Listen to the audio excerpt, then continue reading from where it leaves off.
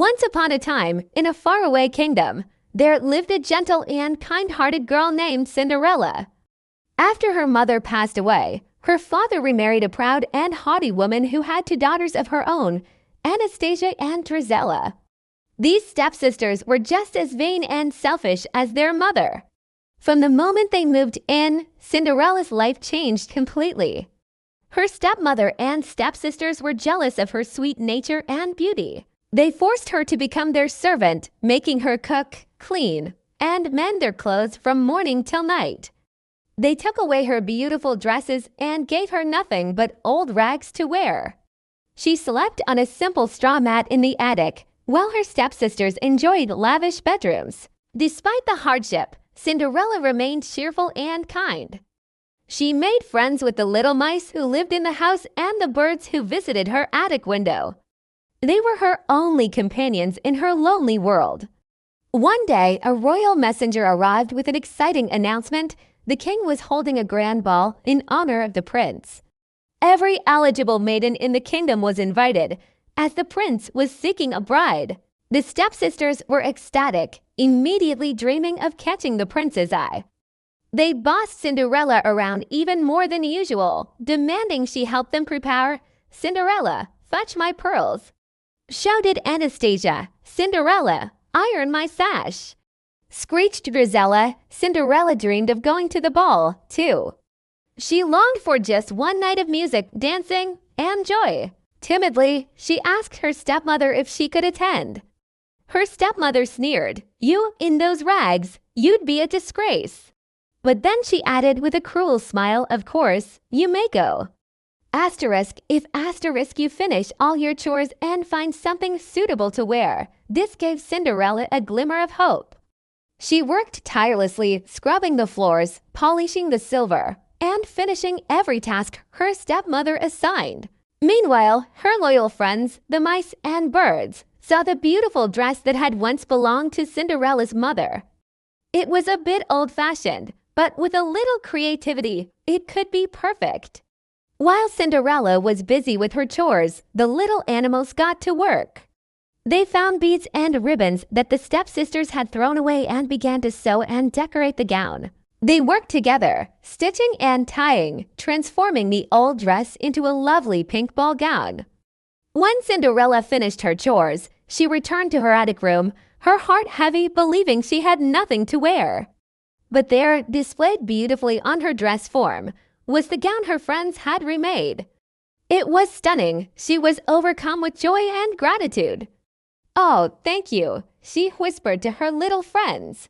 "It's beautiful." For the first time in a long time, Cinderella felt a spark of real happiness. She quickly put on the dress. Just as the step-family was about to leave for the ball, Cinderella came down the stairs. "Wait for me," she called. "I'm ready." For a moment, her stepmother and stepsisters were speechless. She looked lovely, but their shock quickly turned to rage. "How dare you!" Drizella shrieked, recognizing her old sass. "Those are my beads." Anastasia ripped the necklace from Cinderella's neck. In a fit of jealousy, they tore her dress to shreds, leaving her in tatters, weeping on the staircase as they left for the ball, laughing cruelly. Cinderella ran into the garden, heartbroken. "It's no use," she sobbed. "Dreams don't come true." But as her tears fell, a shimmering light appeared, and a kind-faced woman with a magic wand materialized before her. "Don't cry, my child," she said gently. "I am your fairy godmother." With a wave of her wand, she began to perform miracles. She turned a pumpkin into a magnificent golden coach. The mice became majestic white horses, and an old horse became a coachman. Finally, the fairy godmother turned her wand to Cinderella. "Now for you, my dear." With another flick of her wrist, Cinderella's torn rags transformed into a breathtaking ball gown of sparkling silver and blue, adorned with shimmering diamonds. On her feet appeared a pair of delicate, magical glass slippers.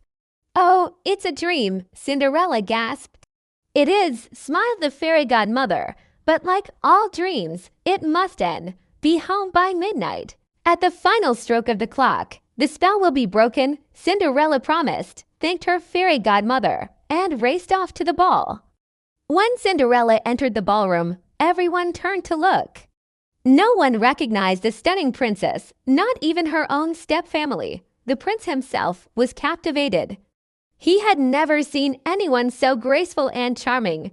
He asked her to dance, and they danced the entire night, falling in love as they twirled across the floor. Cinderella was so happy she completely lost track of time. Suddenly, the clock began to chime midnight. "Oh, I must go," she cried, pulling away from the prince. She fled the ballroom, leaving the prince calling after her. In her haste, one of her glass slippers fell off on the grand staircase. She leapt into her coach just as the final bell tolled, and the magic vanished. She was back in her rags, with only the other glass slipper to remind her that her magical night had been real. The prince was determined to find the mysterious princess. He sent the Grand Duke throughout the kingdom with a single glass slipper with orders to have every maiden try it on.